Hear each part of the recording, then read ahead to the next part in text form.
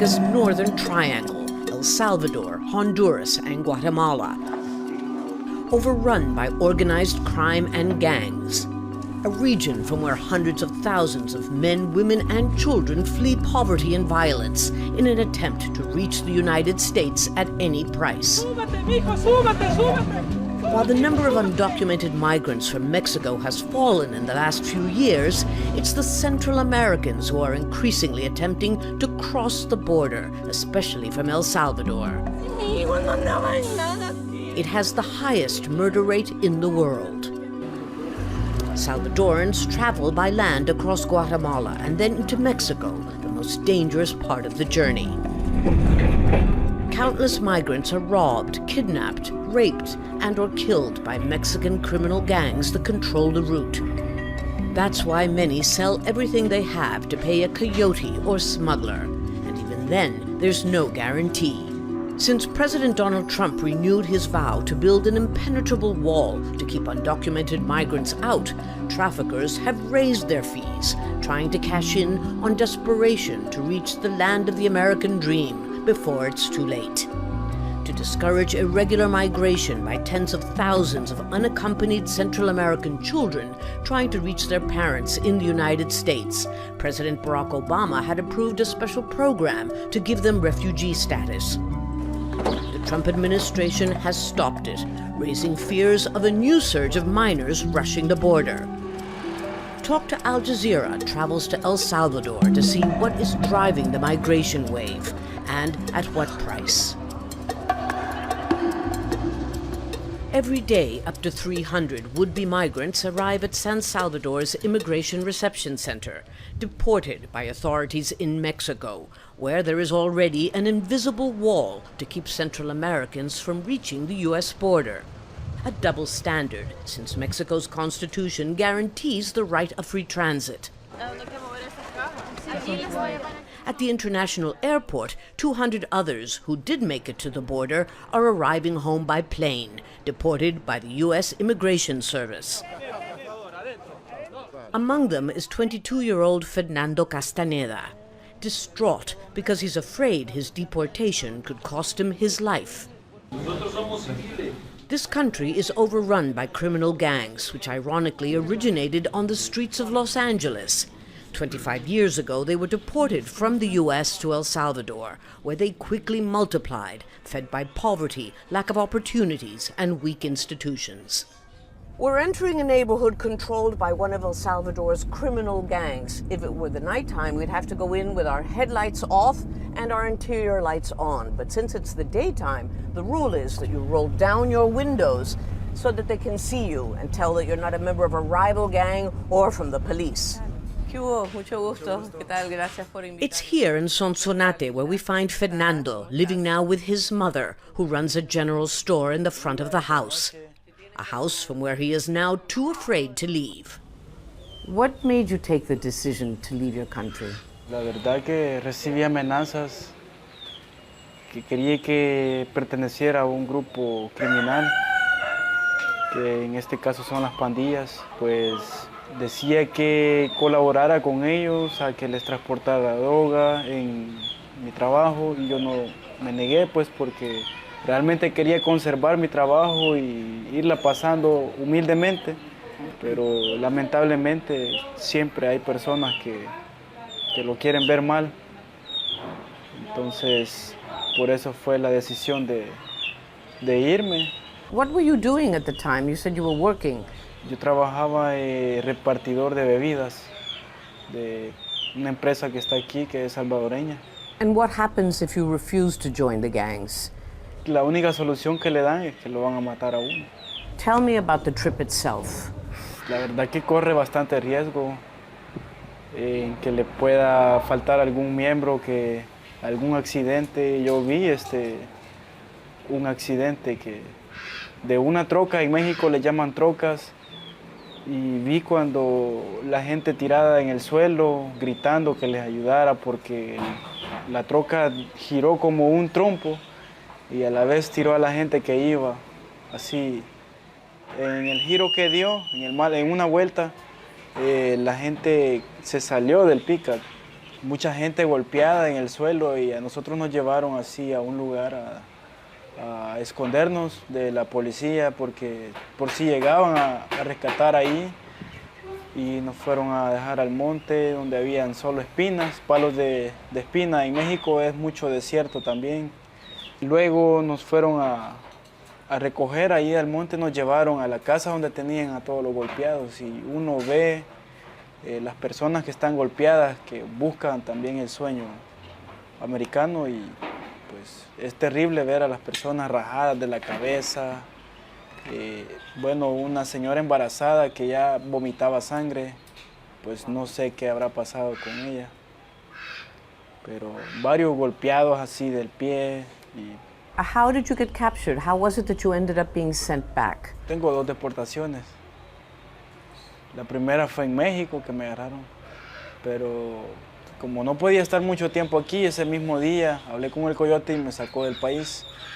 No podía estar aquí, que me vieran, me podía pasar algo, pues, realmente, y pues decidí viajar siempre en buscando salvar mi vida y, bueno, la última vez, ya estando, cruzando el río, ya el río Bravo que le dicen, ya caminamos como una hora aproximadamente. Nos dijeron que nos tiráramos al monte a eso de las 9 de la noche. Empezó a llover, porque ahí estaba temporada de lluvia. Empezó a llover y nadie tenía con qué taparse, así tirados en el monte, todos mojados. Y bueno, nosotros le hablábamos a la persona que había quedado encargada de irnos a recoger ahí y no llegó. Entonces realmente se llegó el domingo, le seguimos hablando y nos decía que tuviéramos paciencia. A todo esto como a las 4 de la tarde, ya nos dijeron salgan que ya estamos por llegar a la carretera y la carretera estaba como a 50 metros, estábamos cerquita. Y donde salimos ya estábamos rodeados de migración. Ya sabían quizás que ahí estábamos nosotros escondidos, aproximadamente éramos 15. Y pues yo traté la manera de correr porque no podía regresar aquí, no sabía qué es lo que me iba a pasar. Y traté la manera de correr, de huir de ellos, pero ya no podía porque había pasado aguantando agua y mi cuerpo estaba como congelado. Trataba la manera de correr y me caía. Y la verdad que es terrible, pues uno quiere correr y no puede porque las rodillas me dolían del hielo que uno estaba recibiendo porque estaba haciendo bastante frío. Where was that? Was that Texas, Arizona? En Texas. So you're back here now in El Salvador. What next? What are you going to do? Are you going to try to leave again? Pues buscar ayuda en algún país que ya sea Canadá, que no hay mucho problema para el inmigrante. But what about your own safety? You say that your life has been threatened. Estoy como preso aquí porque no puedo salir a la calle, andar libremente por el riesgo que se puede pasar afuera. No sé qué es lo que me puede pasar, pues realmente de los problemas que surgieron, si me vuelven a ver, este ya está acá, pues lo vamos a tomar otra vez y pues no sé qué me pudiera pasar. 25 years ago, El Salvador ended a long, vicious civil war. Now the army is back on the streets, fighting a new one, this time against an estimated 25,000 gang members.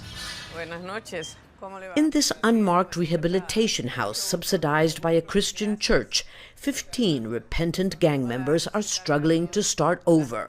Most have come straight from prison and sell these rubbish bags on the street because they can't find work. Others, like Manuel, crochet little bags to pass the time. He can't step out the door because he is covered with gang tattoos, making him a target for police or active gang members who see him as a traitor. 32-year-old Aquiles says poverty, disintegrated families, and discrimination are feeding violence. After 15 years in prison, he too remains, literally, a marked man. Tell me, how did you get to this refuge? How did you arrive here? Yo estaba pagando un delito en el penal de conocido como Zacatecoluca. Cumplí mi condena ahora en el 2016, en junio, y cuando salí en libertad yo no tenía para dónde irme porque todo afuera estaba bien complicado con la violencia. Y como yo soy un miembro no activo de ninguna pandilla, sino que soy cristiano, quería buscar un refugio donde me pudieran ayudar o un trabajo. Y cuando salí, unos familiares míos me ayudaron, buscaron ayuda a diferentes partes del gobierno, me negaron la ayuda. How did you become a gang member? I understand you were 14 years old when you first started. Yo soy huérfano por parte de papá, porque murió en el tiempo de guerra de este país. Entonces solo me quedé con mi madre, me quedé con mi mamá, y entonces ella verdaderamente era bien pobre. Entonces comencé yo a padecer hambres y no hallaba cómo comer. Tuve que buscar una forma de cómo subsistir, porque no podía, ¿cómo le quisiera decir? No podía conseguir la comida, no ajustaba con lo que mi madre los daba. So you became a gang member? Correcto, porque el índice de pobreza y por la falta de que no teníamos ni qué comer, entonces comenzamos a buscar. Lo primero que se hace, como cuando uno no tiene ninguna forma de subsistir, uno comienza como un niño tal vez robando comida, cosas así, porque como todo aquí estaba en un caos en este país por la guerra, muchas familias huyendo del país. Entonces comencé a juntarme yo con las pandillas en el 1994. Ya habían pandillas en este país. Entonces comencé yo a andar con ellos y ahí vi yo de que ellos me apoyaron en el aspecto de la comida, todo eso. But what did you do exactly as a gang member? I see that you have, for example, some tears tattooed on your face, which is a sign that you've killed people. Cuando uno se mete en una pandilla tiene que estar sabedor que va a un grupo delincuencial. Entonces, para subsistir, uno tiene que hacer todo. Si no mata, lo matan a uno. Why do you think that El Salvador is so violent? This is the country with the highest homicide rate in the world. How do you explain it? Yo pienso de que es la falta de trabajo, la falta de oportunidades a las personas, la falta de comprensión de parte del gobierno. Cuando la falta de desempleo lo que hace es generar más violencia en el país, porque la gente, los padres, todos ellos tienen que darle de comer a sus hijos. Y sin un empleo, la mayoría de gente lo que va a ocurrir, se va a hacer delincuente, se va a dedicar a la prostitución o va a tener que andar robando, porque como no se generan empleos, el gobierno de nuestro país lo cierra las puertas, se puede decir, no solo a la delincuencia, sino que también a personas también trabajadoras que necesitan también su empleo. Have you ever thought of leaving the country, of emigrating? Muchas veces. Por eso yo verdaderamente, primeramente Dios, estoy luchando para ver si yo me puedo estar quitando estos tatuajes de que me dificultan para yo poder trabajar, para yo poder emigrar a un país donde se me pueda dar una oportunidad. What made you decide to leave the gangs? Hubo un momento de que sentí ganas, que me sentía tan despreciable y mejor buscar las cosas de Dios y tratar de ser una persona diferente por la mucha violencia, porque yo cuando me metí a la pandilla nunca pensé que las pandillas iban a llegar a un exceso de violencia así también, tan grande. What is it like to be in a gang? If you could describe it to me. Verdaderamente como pandilla, siendo miembro de una pandilla, entre la misma pandilla, no hay discriminación, sino que todos son iguales. Y esas son las secuelas que a nosotros los hicieron daño, por eso, porque como el gobierno los discrimina, claro, la persona va a buscar un lugar donde no sea discriminado. What do you think will happen if Donald Trump carries out a mass deportation of Central Americans as he has promised to do. What impact will that have here? Lo que está haciendo con deportar ese montón de gente es generando aún más violencia y dejándolos más pobres aún el país, porque no hay trabajo y el montón de gente que viene deportada de Estados Unidos lo que va a hacer, como no hay trabajo, buscar la delincuencia también, y allí los está afectando, aún dejándolos más en la miseria al país del Salvador. 17% of Salvadorans, or more than 900,000 people, live as undocumented migrants in the United States, the largest number after Mexicans. So many are being deported or falling prey to organized crime on the way to the U.S. border that a special migrant reception office has been set up to help those who make it back, penniless and often traumatized. Yet most insist that they will try again. It's here that we find the Chief of Mission for the Northern Triangle of the International Organization for Migration, which is concerned about the impact of enhanced U.S. border controls. The driving force of this migration to the United States that's making people risk their lives, everything they have, even what they don't have, and the safety of their own families, what is it? We have family reunification, economic, people searching for better economic opportunities, and then of course violence in their communities. And when I mean violence, when I say violence, I refer to different types of violence, going from domestic violence to gangs, robbery, etc. There's violence in many parts of the world, but the amount, the percentage of people in El Salvador whose main goal in life is just to get out of here, to cross over to the United States no matter what, is extremely high. It doesn't compare almost with any other country in the world, does it? Yeah, well, you have to consider that El Salvador has a long tradition of migration. It has been more than 20, 30 years. So there's an important social network that supports those flows. If you ask any family here, they will have at least one or two members of their families living in the United States, and they migrated probably 20 years ago, 30 years ago. So this long tradition is also a factor that articulates these migration processes. When you check the figures of why people are migrating, you see that there are slight differences between why in Honduras people decide to migrate compared to El Salvador. Guatemala, for example, you see less violence, but there is more, the factor of economic opportunities increases highly for Guatemala.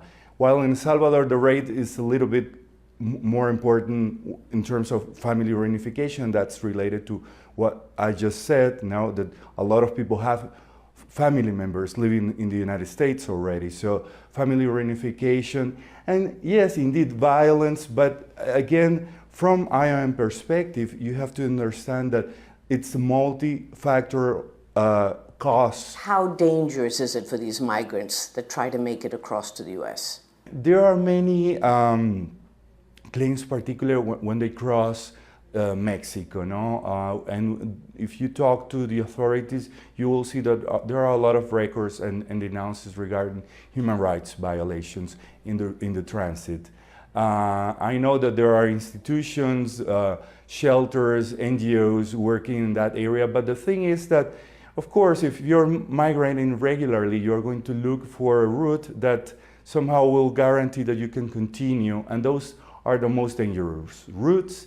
There are a lot of people who see this as an opportunity to take advantage on the migrants, then they fall in trafficking networks and things like that. So for women, it's particularly dangerous. Not only women, we see cases of, and children certainly, but also men, because, and there are this situation that the main migration route is also drug dealing route. So there are other forces there acting, unscrupulous forces that take advantage, as I was saying, of this vulnerability of the migrants. And so there are a lot of violations of their rights.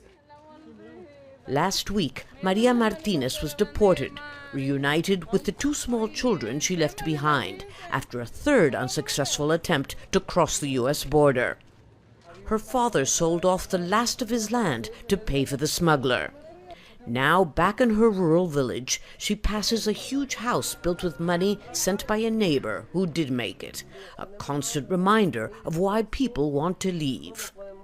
Yo salí el 20 de octubre de acá. Llegando a Guatemala nos recogieron las camionetas para llevarlos a México.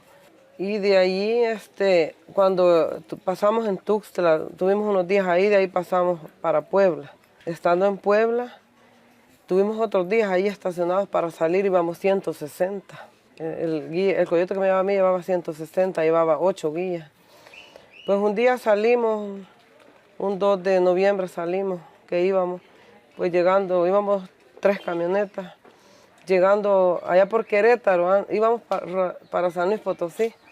Llegando a Querétaro, allá me agarraron. Nos pararon los federales y me bajaron de la camioneta, nos llevaron al GRP de Pachuca y estuve detenida en Pachuca, Hidalgo. So from Mexico, that was the first time they returned you. You came back to El Salvador.